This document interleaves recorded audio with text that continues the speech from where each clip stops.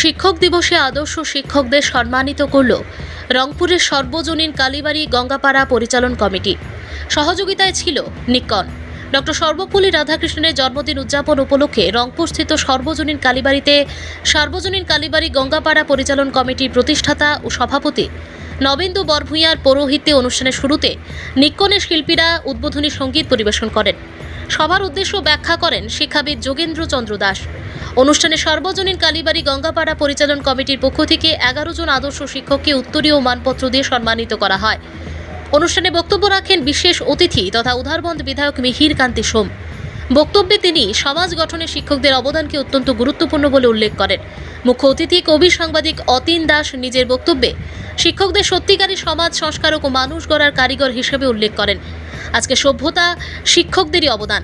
সমাজ শিক্ষকদের কাছে অনেক কিছুই আশা রাখে, শিক্ষকরা যেন সেই আশা ভঙ্গ না করে তিনি এমনই আহ্বান জানান।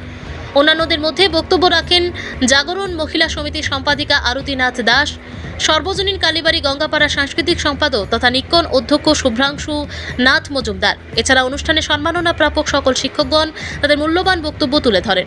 সঞ্চালনা করেন নিক্কন সামাজিক সংস্কৃতি সংস্থার সহ সম্পাদক পল্লব দে।